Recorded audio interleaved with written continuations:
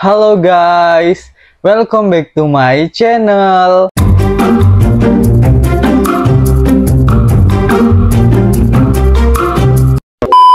Apa kabar kalian semua? Semoga baik-baik aja ya. Kembali lagi dengan aku Randy. Jadi guys, di video ini aku akan ngebahas penampakan dan hal aneh di episode Jembatan Ilmu.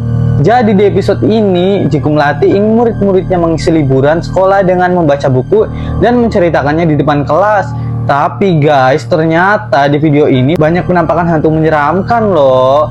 Sebelum lanjut video ini, jangan lupa like dan subscribe ya teman-teman. Semoga ya udah like dan subscribe, aku doain kelak bisa membahagiakan orang tua dan masuk surga. Amin. Oke, kita gas ke videonya. Yang pertama adalah penampakan pocong. Pada video ini, Upin Ipin dan kawan-kawan sedang di pondok main. Meme pun sedang memerankan tokoh Mak Jenin. Nampak dia sedang berakting menjadi Mak Jenin. Upin Ipin dan kawan-kawan tengah asyik mendengarkan cerita Meme. Saat kamera menghadap Mail, terlihat Mail sedang memberitahu Meme tentang cerita itu. Tapi kalau kita zoom di belakang Mail, ada penampakan aneh loh. Makhluk itu terlihat tengah berdiri di semak-semak. Sosok itu terlihat memakai kain kafan putih. Diduga sosok itu adalah pocong penunggu pondok main. Menurut kalian itu sosok apa teman-teman? Yang kedua adalah kuntilanak di belakang Jarjit. Di video selanjutnya, Meme selesai bercerita dan tibanya giliran Jarjit. Terlihat Meme sangat kesal sama Jarjit. Lalu Jarjit pun menyuruh Meme turun karena mau cerita. Saat awal Jarjit naik ke pondok, memang terlihat di pepohonan belakang pondok. Kalau kita teliti nggak ada yang aneh ya. Tapi tak berapa lama kemudian saat kamera menghadap pondok lagi, ada penampakan serem. Makhluk itu lagi berdiri di bawah pohon, tepatnya di semak-semak guys. Terlihat sosok itu seperti memakai gaun warna putih dan memiliki rambut hitam yang panjang. Diduga sosok itu adalah kuntilanak guys. Serem banget ya. Yang ketiga adalah sosok misterius di belakang Mei. Saat Jarjit mau bercerita, Upin Ipin dan kawan-kawan tidak sabar untuk mendengarkan ceritanya. Upin Ipin dan kawan-kawan pun sangat senang mendengarkan cerita Jarjit yang menggunakan bahasa Inggris. Terlihat ada Mei dan Susanti yang lagi duduk berdua mendengarkan cerita Jarjit. Tapi teman-teman, kalau kita zoom di belakang Mei, ada hantu loh. Sosok itu nampak lagi berdiri di semak-semak ya guys. Makhluk itu terlihat berbadan hitam dan sangat besar seperti monster. Menurut kalian itu sosok apa teman-teman? Ada yang tahu nggak? Yang tahu silahkan komen di bawah ya. Yang keempat adalah sosok pocong di bawah pohon. Di video selanjutnya nampak Jarjit lagi bercerita dongeng. Fizi, Susanti, dan Meme pun takut mendengarkan cerita Jarjit. Lalu Pin pun merasa aneh dengan cerita itu karena ceritanya tidak nyambung. Lantas Jarjit pun langsung ngecek buku dongengnya. Dan bener saja teman-teman, kalau ternyata halaman di buku itu banyak yang hilang. Terlihat Fizi pun menegur Jarjit karena terlalu lama untuk bercerita. Lantas Jarjit pun meminta maaf karena nggak bisa lanjut cerita.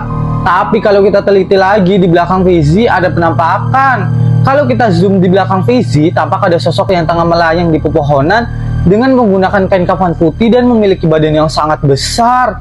Diduga sosok itu adalah pocong. Menurut kalian itu sosok apa guys? Serem banget ya guys. Yang kelima adalah Gundurwo di belakang Ipin.